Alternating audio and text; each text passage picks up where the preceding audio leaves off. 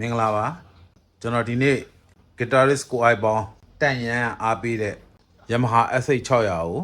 မပို့ခင်လေး test လုပ်မယ်အခြေခံ setting လေးတွေလောက်တာလေးတွေကိုကျွန်တော်မျှဝေလိုက်ပါတယ်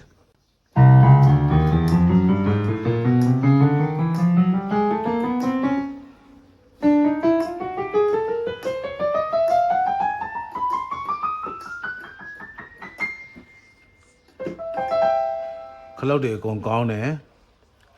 သူတို့ကတော့ဘုံတန်မထည့်တဲ့လူတွေဆိုတော့ကျွန်တော်ဘုံတန်ထည့်စရာမလိုဘူးကျွန်တော် accompaniment setting တွေလုပ်မယ် direct access ဆိုတော့ခလုတ်ရှိတယ်အဲ့ကောင်နှိမ့်မယ်ပြီးရင်ကျွန်တော်ဒီဘက်က accompaniment ဆိုတဲ့ခလုတ်ကိုနှိမ့်မယ်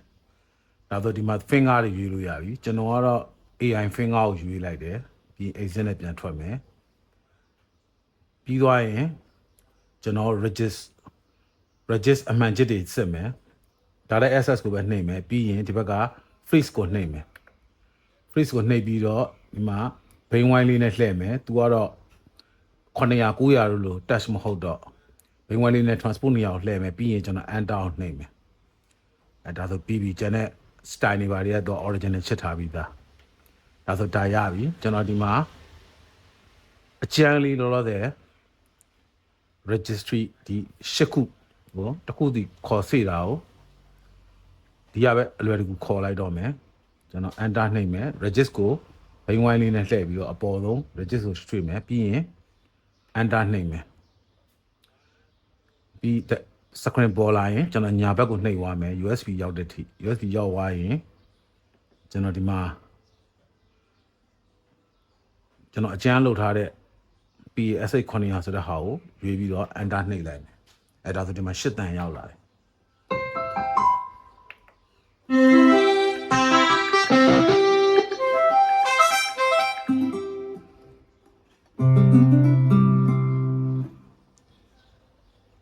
ဒါဆိုရင်အခြေခံ setting အားလုံးပြီးသွားပြီတကယ်လို့ကျွန်တော်တို့ကဘုံတန်တာသွင်းရမယ်ဆိုရင် menu ကိုနှိပ်မယ်ပြီးသွားရင် tab နဲ့ menu 2ကိုရွှေ့မယ်အဲ့ဒီမှာ expansion ဆိုတာကိုရှိတယ်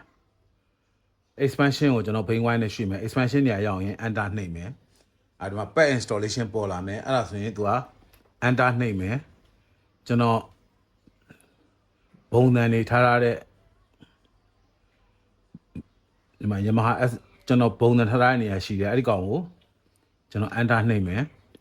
နှိပ်ပြီးတော့ဒီက SX600 ဘုံတန်ကိုရွေးပြီးတော့ enter နှိပ်လိုက်ရင်ဒါ install လုပ်ပြီ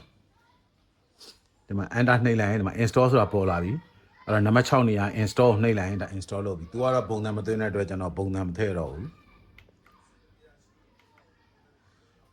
ပြီးလေးနဲ့တစ်ချက်စမ်းကြည့်မယ်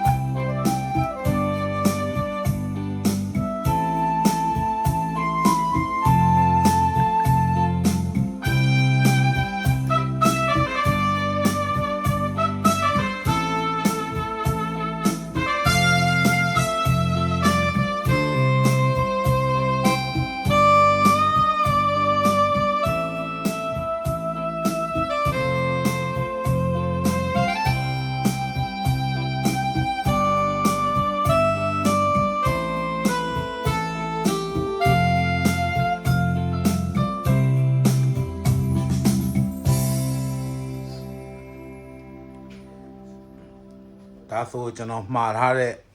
တန့်ရန်ကိုပို့လို့ရပြီကားဂိတ်ပို့လို့ရပြီ setting တွေအားလုံးစစ်ပြီးသွားပြီကြည့်ပေးတဲ့မိတ်ဆွေအားလုံးကျေးဇူးပါဟိုသိကျင်တာများရှိရင်လည်းကျွန်တော် comment မှာမေးထားလို့ရပါတယ်ကျွန်တော်လိုအပ်ရင်ကျွန်တော်ဗီဒီယိုလုပ်ပြီးတင်ပေးပါမယ် ကျွန်တော် channel လေးကိုလည်း subscribe လုပ်ရသေးရင် subscribe လုပ်ပေးပါဦးကြည့်ရှုပေးတဲ့မိတ်ဆွေအားလုံးကိုကျေးဇူးတင်ပါတယ်ကျွန်တော်နောက်ဗီဒီယိုမှာပြန်လည်ဆုံတွေ့ပါမယ်